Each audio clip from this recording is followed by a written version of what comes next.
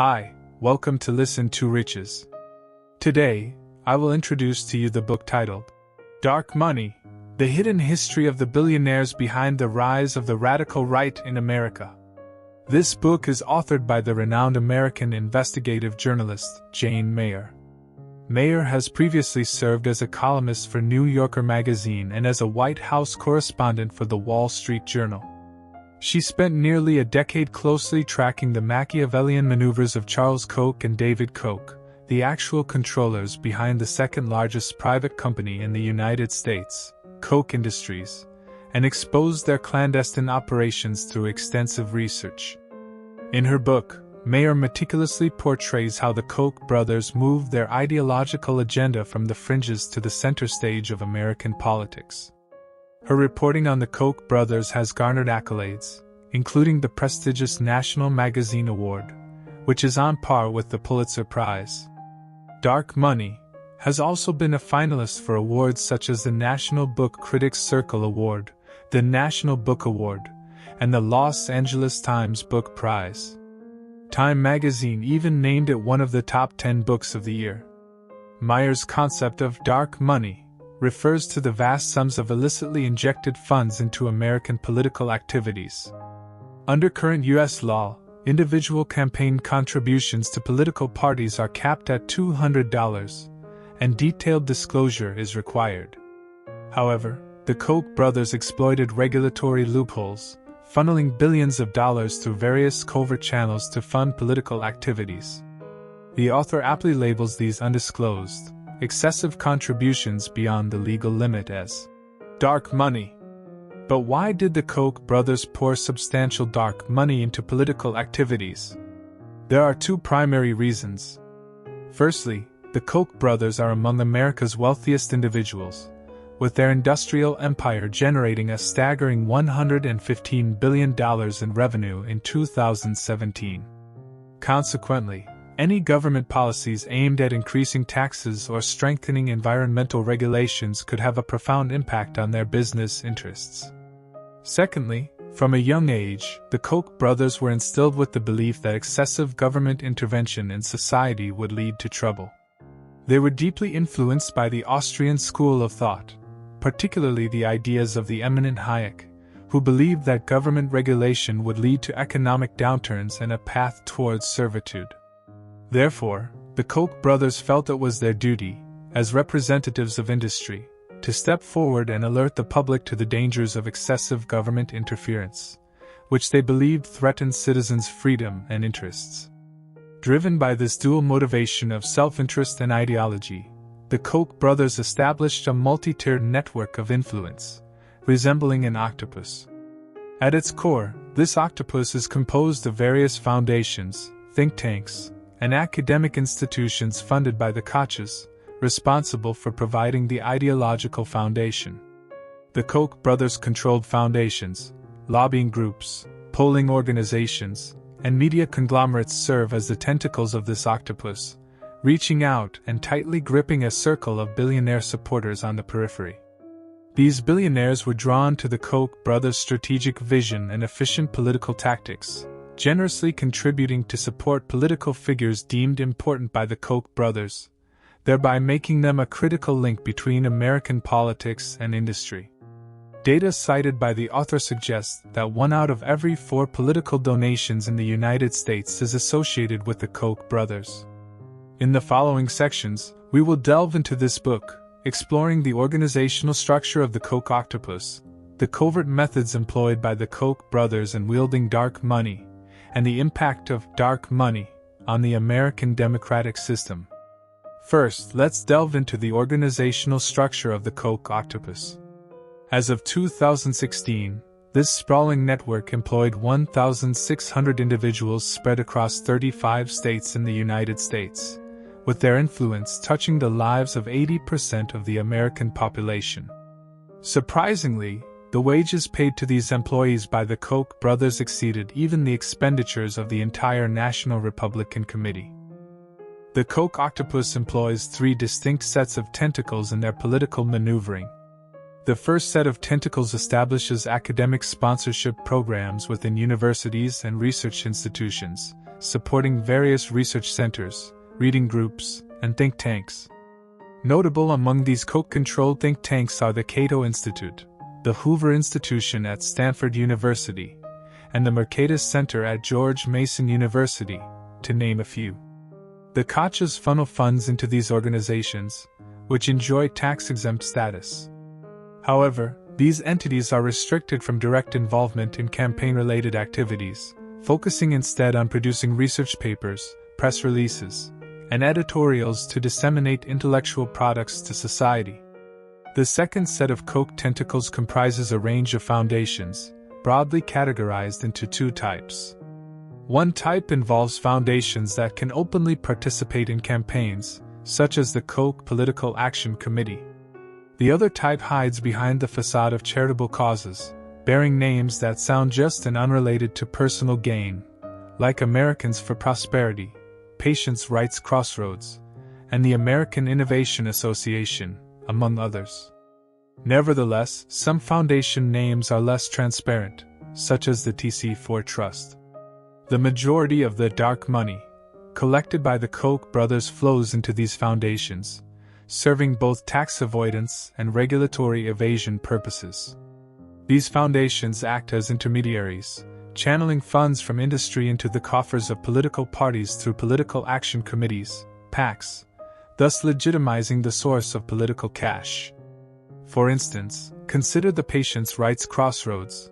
Although it appeared not to spend a dime on campaign advertisements and did not directly deposit a single dollar into the Republican Political Action Committee's account, it allocated a staggering $103 million to other foundations during the 2012 midterm elections, indirectly influencing the elections while remaining within the bounds of legality.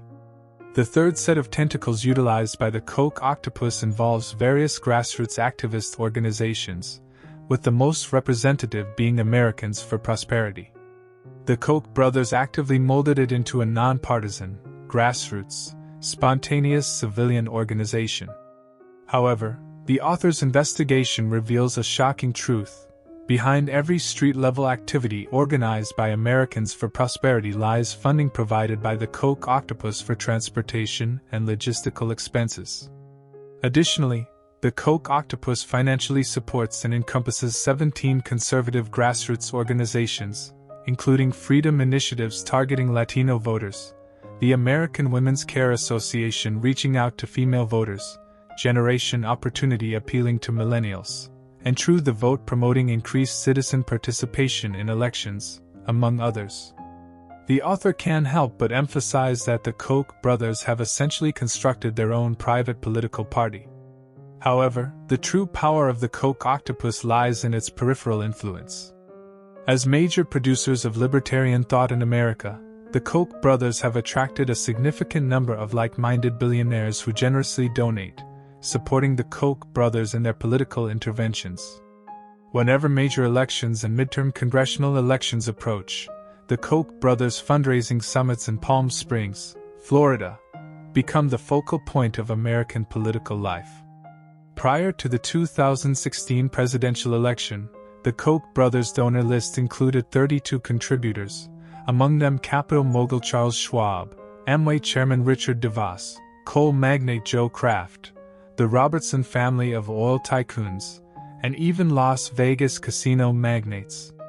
This formidable fundraising capacity made it impossible for Republican politicians in need of campaign funds to stay on the sidelines. During the 2016 presidential election, establishment Republican politicians flocked to Charles Koch's villa in California for confidential meetings. Even President Trump once ridiculed them on Twitter, referring to the Republican candidates visiting California as puppets.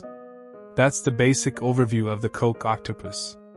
Let's continue our exploration in the next section. Now, let's delve into how the Koch brothers wielded their enormous wealth to intervene in American political life. The first tactic employed by the Koch brothers was to manufacture a libertarian ideology and reshape the political correctness of American society. The tentacles of the Koch octopus reach deep into various layers of American society, with higher education institutions being a primary target. Through funding research projects, establishing new disciplines, guiding academic curricula for college students, and purposefully creating research centers and think tanks, the Koch Foundation successfully altered the public's suspicion and vigilance towards billionaire entrepreneurs that had existed since the early 20th century. Here, the progressive movement refers to the early 20th century political movement against monopolistic capitalists, advocating for equal rights. With the Koch brothers' influence, a new political correctness emerged, asserting that only limited government intervention could lead America to prosperity. The reason the Koch brothers were able to grow Koch Industries' assets from hundreds of millions to tens of billions of dollars was, to a large extent, due to their redefinition of the political correctness in American society. Under their influence, trust in private enterprise surpassed trust in government.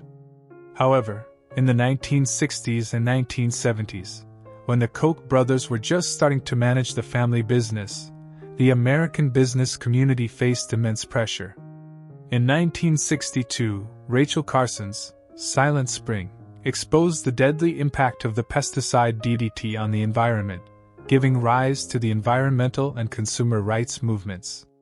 In the subsequent years, Congress passed a series of laws such as the Clean Air Act and the Clean Water Act, and the Nixon administration established the Environmental Protection Agency, asserting that public interest should take precedence over corporate cost in environmental matters. America gradually transitioned from a laissez-faire state to a regulatory state, and Koch Industries faced multiple lawsuits and fines for pollution-related public nuisance issues.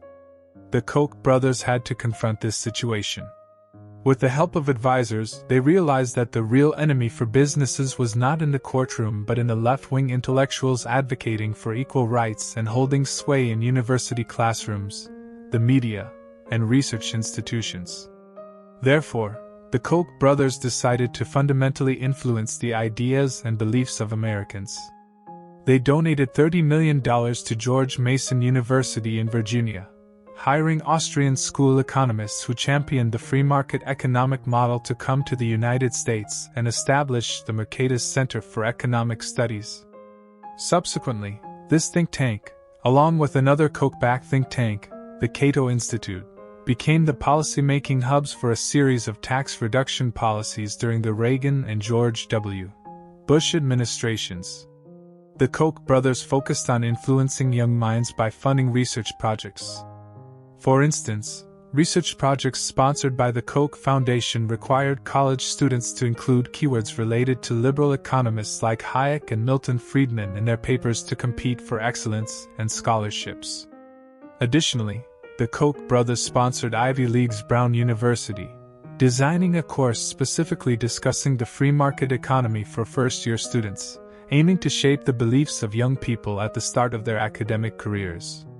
As of 2015, Koch-funded foundations had established related research projects in 307 higher education institutions and supported or indirectly supported 800 professors.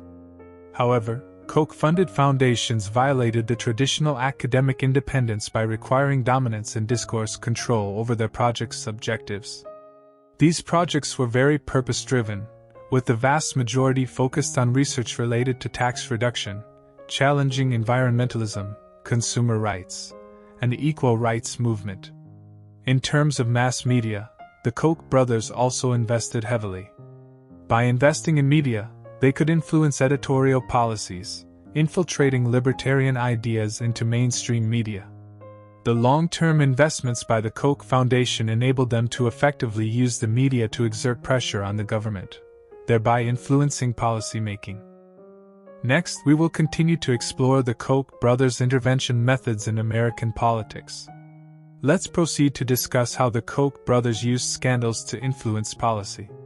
For example, when a donor to the Obama administration received substantial subsidies for new energy, the Koch octopus astutely seized upon this scandal, investing $2.4 million in advertising to continually amplify the impact of the event. Ultimately, they forced Congress to reduce subsidies for new energy, achieving a change in policy.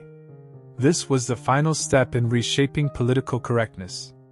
The Koch octopus also spread the ideology of libertarianism through grassroots movements, In 1999, Charles Koch delivered a speech emphasizing that ideas like limited government and libertarianism would be meaningless if they remained confined to ivory towers.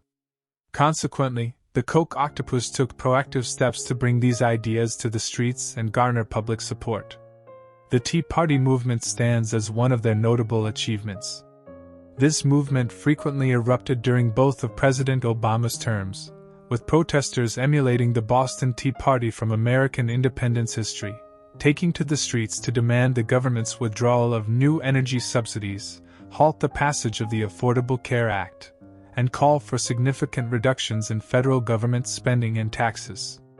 However, the author reveals that these so-called grassroots movements were not spontaneous. Most of them were astroturfed by the Koch brothers with their checkbook. Almost every Tea Party rally had substantial funding from the Koch brothers, providing compensation, transportation, and logistical support. The division of labor within the Koch octopus was clear-cut. Their Heritage Foundation and Cato Institute provided topics and press releases. Americans for Prosperity hired speakers to mobilize the public, and Citizens for Congressional Reform funded participants. An investigative report by the New York Times estimated that, at its peak, the Tea Party movement garnered support from 18% of Americans, but it was primarily orchestrated by 6 national organizations, with registered members totaling only 330,000. This indicates that the seemingly frequent Tea Party protesters seen on television were, in fact, organized and compensated individuals.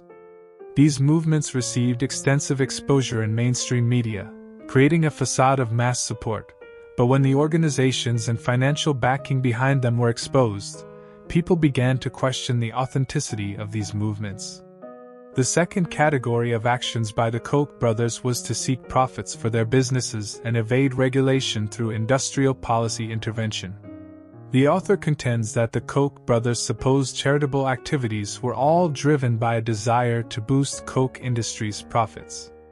He points out that the Koch brothers' path to success was entirely different from those who, like Bill Gates, earned money through innovation and brilliance.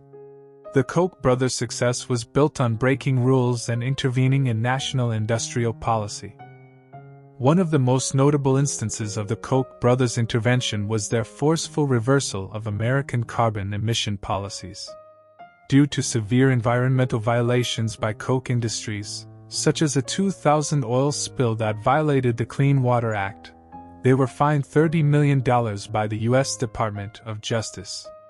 With the focus of the American environmental movement shifting towards addressing global warming and limiting carbon emissions, Koch Industries, as the second largest privately held industrial conglomerate in the U.S., faced significant pressure. Every year, Koch Industries alone emitted 300 million tons of carbon dioxide into the atmosphere, and implementing a carbon tax policy would have a substantial adverse impact on their business. When the Obama administration came into power, they proposed the American Recovery and Reinvestment Act, which supported the renewable energy industry, and planned to introduce a cap-and-trade bill for carbon emissions, putting Koch Industries at risk. Despite facing this crisis, the Koch brothers were determined to change the situation by influencing policies to protect their industrial interests. The Koch brothers employed 3 strategies to change the public opinion and policy landscape on global warming. Firstly, they framed environmentalism as being at odds with economic prosperity, propagating the idea that limiting carbon emissions would result in unemployment. They continuously emphasized this viewpoint through various think tank reports and mainstream media. They repeated the notion that reducing carbon emissions would lead to higher taxes, increased unemployment, and people being unable to enjoy outdoor barbecues and free travel. The dissemination of this viewpoint made the public skeptical of carbon emission restrictions. Secondly, the Koch brothers attempted to discredit climate scientists, spreading skepticism to make voters believe that global climate change was not a consensus within the scientific community, and therefore, action should not be hastily taken, and international climate agreements should not be signed. They even exposed some scandals involving climate scientists, claiming deception in the global warming theory. These measures aimed to undermine the consensus on global warming. The third tactic involved funding scientific research to undermine academic neutrality. The Koch brothers injected substantial funds into the field of climate science, prompting various research institutions to collectively deny the facts of global warming and propagate a denialist narrative. In a short period, they sponsored numerous projects through 140 conservative foundations, changing the balance of power within the climate science community, making global warming a contentious issue again. Under the bombardment of information in the media, American concern about global warming sharply declined, and the number of believers in global warming decreased by 14 percentage points. This public opinion impact led to policy challenges, notably Obama's failure to convince Congress to pass legislation restricting carbon emissions. The Koch brothers employed a third category of political manipulation, directly intervening in presidential, congressional, and state-level elections to alter the landscape of American politics. They were dissatisfied with the White House, particularly the presidency, as it could impact their interests, especially concerning issues related to carbon emissions restrictions and support for new energy sources. Therefore, they handpicked certain Republican politicians, such as Congressman Paul Ryan, Massachusetts Governor Mitt Romney, and New Jersey Governor Chris Christie, as candidates to challenge President Obama. Although they did not succeed in the 2012 election, their goal was to gain access to the White House. This goal was finally achieved when Indiana Governor Mike Pence became Trump's running mate in 2016. Even in the face of defeat in presidential elections, the Koch brothers did not give up. They placed great emphasis on leveraging the system of checks and balances in the U.S. government by influencing Congress and the Supreme Court to counterbalance the executive branch's administrative powers. Following their failure in the 2008 election, they initiated an ambitious plan to spend more money on state-level elections, with the aim of altering the political landscape in traditionally Democratic-controlled states and swing states where both parties were evenly matched. In the 2010 midterm elections, the Republican Party gained 63 seats in the House of Representatives and successfully took control of 21 state legislatures and governorships. This grand plan resulted in the Democrats losing their majority in Congress, rendering the passage of the healthcare reform bill impossible in the Senate, and subjecting the law to various restrictions when implemented in the states. The ultimate goal of the Koch brothers was to make political candidates feel supported through campaign donations and change their political positions according to the brothers' wishes. This intervention in elections turned candidates into what seemed like football players with sponsor names emblazoned on their jerseys, influencing their policy stances. The purpose of these measures was to shape a political environment that aligned with the interests of the Koch brothers. In conclusion, the Koch brothers utilized these three strategies to successfully intervene in American politics by changing the landscape of political correctness, industrial policies, and election patterns. This made significant reforms within the political system challenging and raised concerns about the immense influence of business interest groups on politics. In the third part, we will briefly explore the damage caused to American democratic politics by the hidden flow of money manipulated by the Koch brothers. According to the author, the harm of money to American democracy manifests in two aspects. Firstly, money undermines the democratic principle of one person, one vote, and equal representation for all.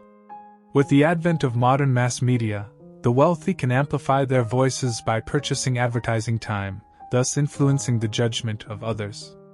This places democracy in an awkward position, where politics can be bought with money, and the highest bidder wins. Secondly, there is no control over the amount of money donated pre-election, and there is no requirement to disclose the source and destination of the funds. This poses a significant challenge to a core component of the American democratic system, namely the election process. On January 21, 2010, the U.S. Supreme Court, in the Citizens United case, removed limits on political contributions by corporations and labor unions, later eliminating limits on individual contributions. This means that billionaires can contribute unrestricted amounts of money to a political figure, aiding them in running for president, Congress, or governor. In American political ethics, political funds should be used to support the policy ideas of political parties and politicians, rather than directly for political rent-seeking. To circumvent this situation, U.S. election laws require the source and destination of political funds to be publicly disclosed for media and public scrutiny. However, certain tax provisions stipulate that as long as campaign-related expenses do not exceed 50% of the total, charitable foundations can remain tax-exempt. This created an opportunity for individuals like the Koch brothers to hide the source and destination of political funds by allocating funds between different foundations, making it difficult for the public to track the flow of funds. In summary, in this part, we briefly outlined the damage caused by campaign donations to American democracy from the principles of one person, one vote, and the election process. Finally, we briefly discussed 2 points that can be extrapolated from this book. One is the issue of the relationship between interest groups and the government in the American political system. While we cannot view the Koch brothers as conspirators due to the author's stance, the intervention of interest groups in politics is both legal and inevitable. The author also mentioned that current President Obama, on various occasions, mingled with wealthy donors, demonstrating that the influence of the wealthy is still present in real-world politics. The second point is that while the Koch brothers can create their own voice, they do not have the ability to silence or remove opposing voices. This was evident in an early 2011 protest event when the environmental organization Greenpeace flew a massive hot air balloon over the Koch brothers' vacation retreat, and protesters gathered outside the resort. This event showed that in the marketplace of free speech, the Koch brothers could not fully control public opinion, and their voice was not the only one. Finally, despite raising substantial funds and supporting the Republican establishment, the Koch brothers did not win in the 2016 presidential election. This indicates that the relationship between the hidden flow of money and American politics is still evolving and requires further observation and contemplation. Well, that concludes our discussion of Dark Money. Congratulations on completing another book. Thank you for your support and attention. Please subscribe to the channel, like, and share this valuable knowledge with your friends. Let's combine wisdom and practice to achieve our financial goals and create a better future. Thank you, everyone. See you next time.